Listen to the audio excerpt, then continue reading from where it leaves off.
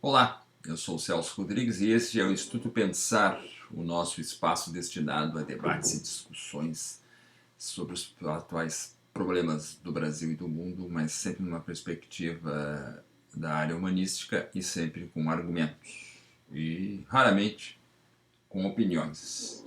Eu sou o Celso Rodrigues, eu sou cidadão, eu sou sociólogo e eu sou igual a você.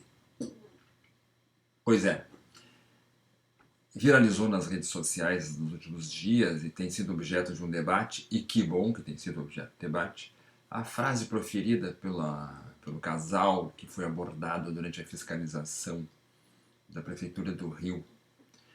Diante da presença da fiscalização sanitária, a esposa no casal ali respondeu a seguinte frase: cidadão não, engenheiro formado e melhor que você.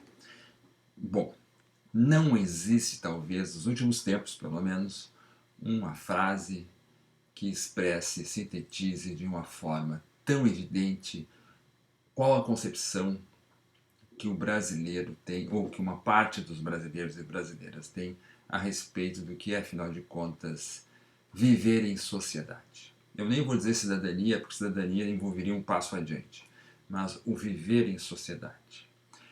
Essa frase, digamos assim, na pesquisa do sociólogo, aquele sociólogo que está perguntando, por exemplo, aí nos bares da Tijuca, como naquele dia, perguntando, mas e aí, o que tu acha dessa posição do governo, o que tu acha do presidente, o que tu acha do vírus? Né?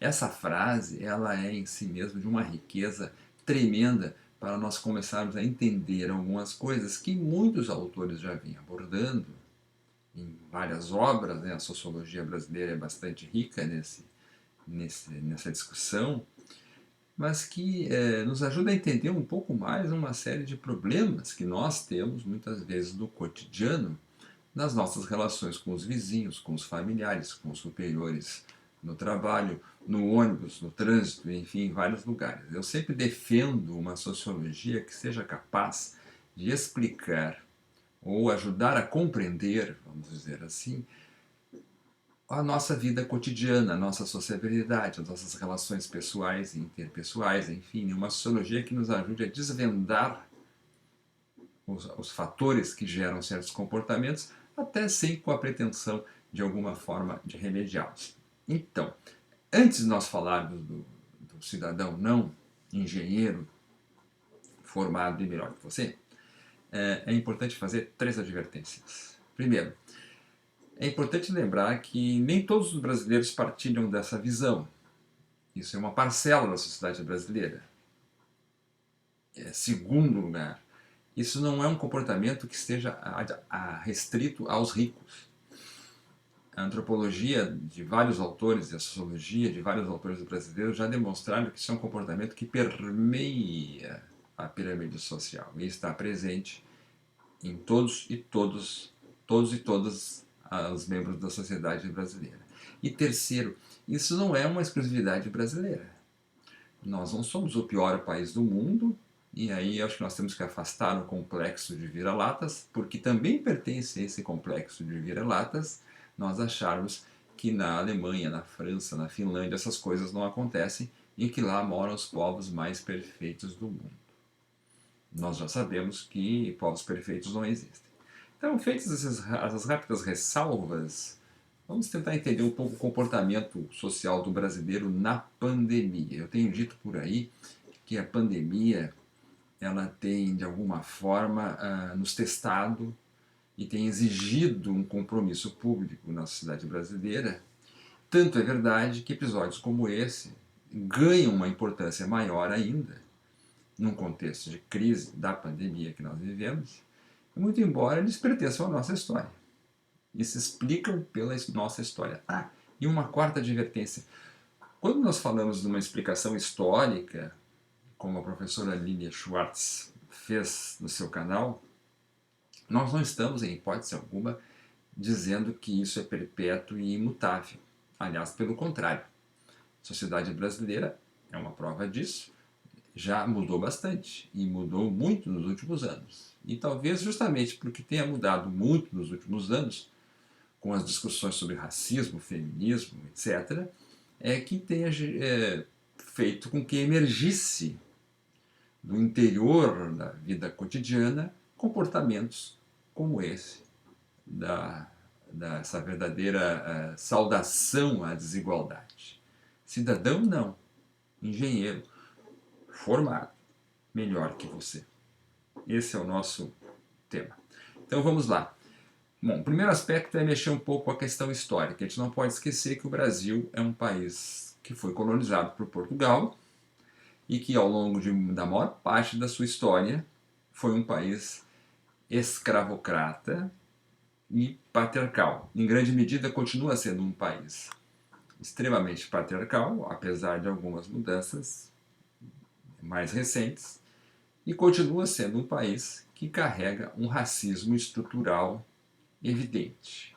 A relação entre o racismo e a questão do nosso evento aí da pandemia e a questão da cidadania, nós vamos falar um pouco mais adiante. Mas é importante que a gente tenha em mente que existe uma formação histórica sempre tem um papel muito importante em como a sociedade funciona no presente.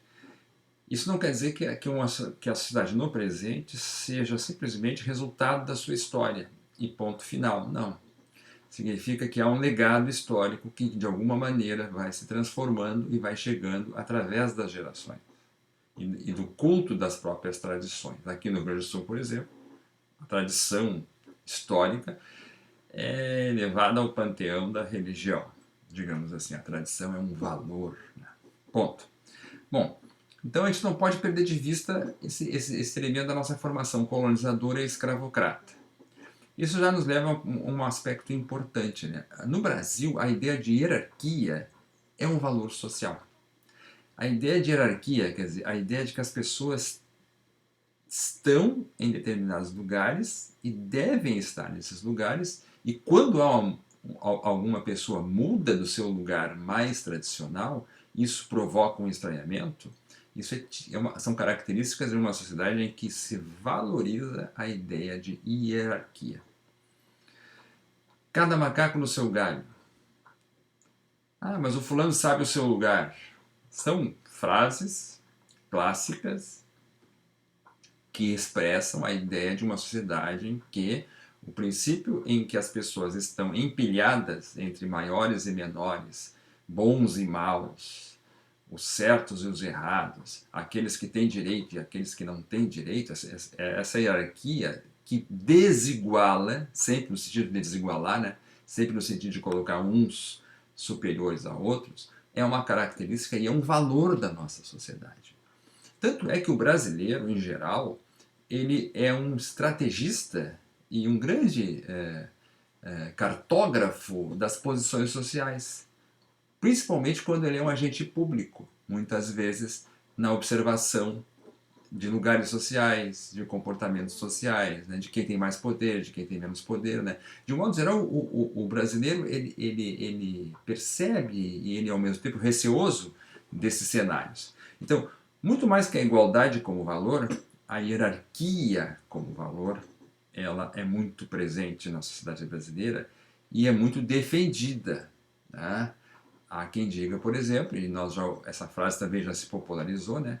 Quem fale de que no Brasil existe gente diferenciada.